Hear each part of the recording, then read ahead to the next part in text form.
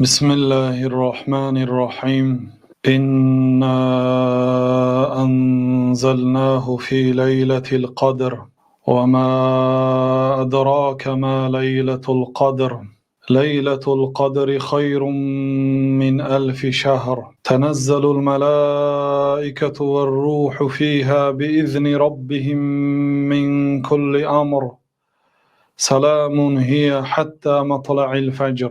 سوره قدر برای آن قدر نامیده شد که این شب در نزد الله تعالی شبی با قدر است، صاحب شرف و منزله عالی، و کسی که این شب را قدر میکند و شب زنده داری میکند از روی ایمان و احتساب عبادت الله تعالی را به جا می‌آورد، او هم انسانی صاحب قدر میشود. و الله تعالی این سوره قرآن کریم را به نام قدر، به نام یکی از شبها که در داخل در یک سال هست، به آن نامگذاری کرد. سوره قدر اکثر علما میگن سوره مدنی هست و بعضی علما گفتن مکی هست و امام قرطبی در تفسیر خیش گفتن که این سوره قدر از اولین آیات هایی که در مدینه منوره به پیامبر صلی الله علیه و سلم نازل شده است.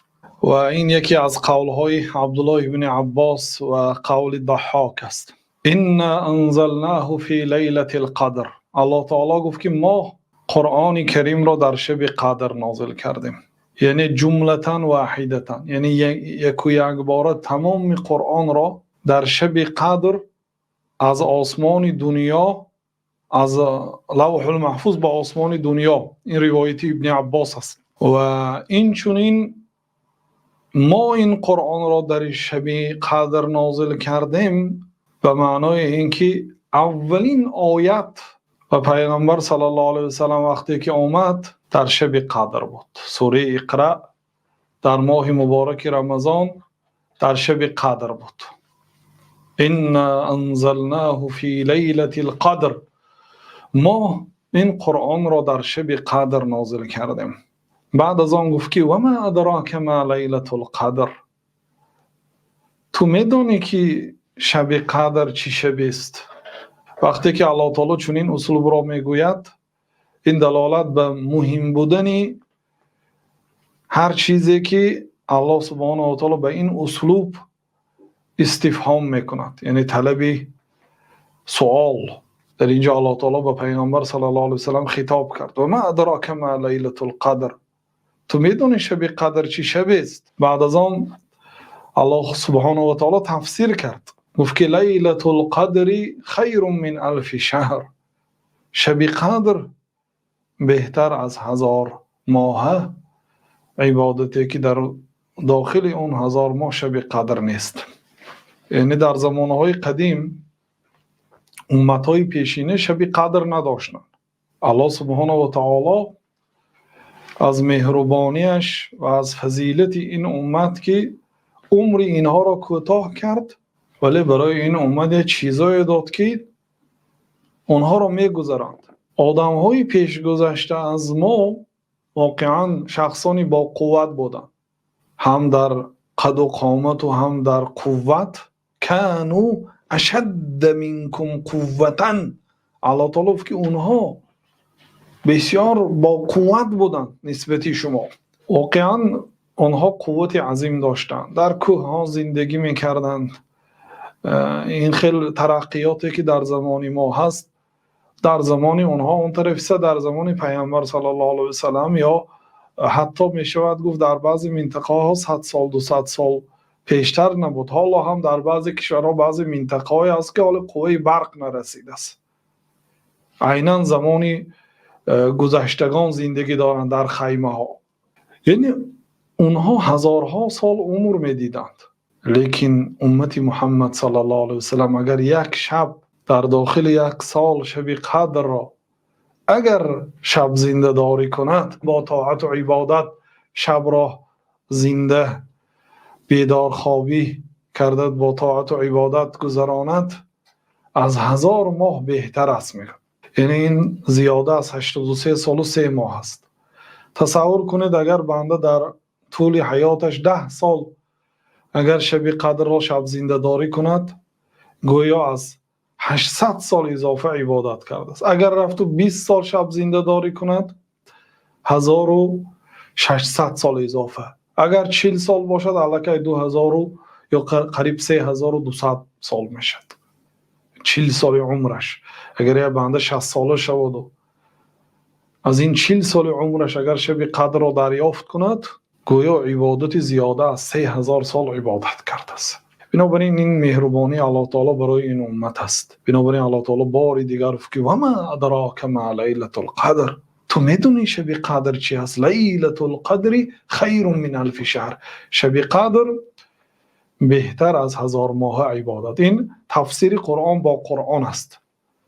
یعنی الله تعالی در ابتداش که ما قرآن را در شب قدر نازل کردیم گفت، سپس گفت که تو میدونی شب قدر چگونه شب است؟ بعد الله تعالی خودش تفسیر کرد، فضیلت این شب را بیان کرد، مجمل نماند. شب قدر بهتر از 1000 ماه عبادتی که آن شب قدر ندارد. بعد یکی از دیگر وصفهای این شب این است که تنزل الملائکه، تنزلو یعنی بسیار گروه فرشته ها می فرایند در این شب. فرشته ها به زمین می فرایند و روح و جبرائیل هم می فراید. وقتی که کلمه فرشته ها گفت جبرائیل هم شامل است، ولی الله تعالی جبرائیل را خاص کرد. تنزل الملائکه و الروح، فرشته ها نازل میشن گروه و جبریل هم نازل میشد. یعنی ذکر خاص بعد عامتا ذکر کرد که فرشته ها میفرایند و ذکر را حضرت جبریل را خاصتا ذکر کرد. این دلالت به شرف جبریل و بزرگی جبریل و جبریل این سیدی فرشته ها هست، فرشته است که خبر الله تعالی را به پیغمبرها می آورد. تنزل الملائکه و الروح فیها، شب قدر شبی است که در این فرشته ها نازل میشن گروه و جبریل هم نازل میشد در این شب به اذن ربهم، با اجازت پروردگارشان. البته یعنی اونا به اجازت الله تعالی یگان قدمی نمیگذارن. من کل امر، اینها هر یک کاری که در سال نوبتی تقدیر می شود اونو میفرارند. یعنی از این سال تا سال آینده کی وفات میکنه، کی به دنیا می آید، کی بیمار میشد، کی بای میشد، کی کمبغل میشد، همه تقدیرهای خلق را میفرارند. بنابراین یکی از سببهای شب قدر نامیده شدنی شب قدر این است که تقدیر خلق در این شب فراورده می شود. سلام هی حتی مطلع الفجر، این شب سلامتی است تا دمیدن صبح صادق، شب آرامی و از جانب فرشته ها هم برای آنهایی که شبها را با طاعت می گذرانند سلام گفته می شود. یعنی ما به شما سلامتی پرسان هستیم، سلامتی خواهان هستیم. سلام هی حتی مطلع الفجر، این آخرین آیت 5 سوره قدر است.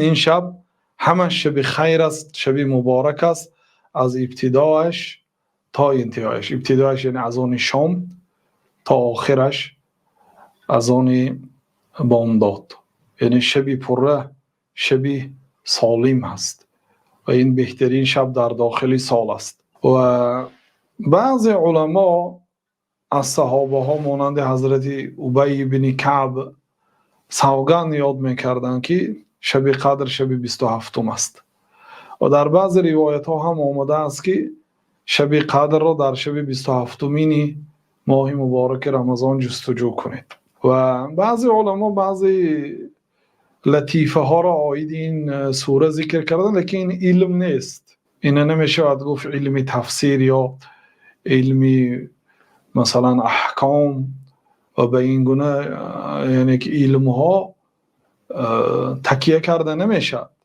لیکن علما من باب ذکر جمیع مسائل یا هر چیزی که آیده هم مسئله گفته شده است ذکر میکنن که سوره قدر عبارت از 30 کلمه است. این یک کلمه، انزلناه 2، فی 3، لیلة 4، قدر 5 و یک کلمه است. ما یک کلمه است، ادراک یک کلمه است. ما لیلة القدر همین گونه تا سلام هی مطلع الفجر 30 کلمه هست. سلام 26مین کلمه هست. 27مین کلمه هی هست. هی سلام سلامتی هست این شب. و همین کلمه این امشب یعنی شب قدر 27مین کلمه سوره قدر است. بنابراین بعضی ها گفتن که سوره قدر عبارت از 30 کلمه هست، یعنی عبارت از 30 شب رمضان است و 27مین شب قدر است، چون که الله تعالی هی گفت در 27مین کلمه هی گفت، یعنی هی شب قدر. هی معناش آن، او، یعنی شب قدر تا سحر سلامتی هست، آرامی هست شبی. همین کلمه هی 27مین کلمه هست و سوره قدر که عبارت از 30 کلمه هست. گفتن که این دلالت میکند که شب قدر شب 27 است، لیکن این تفسیری علمی نیست.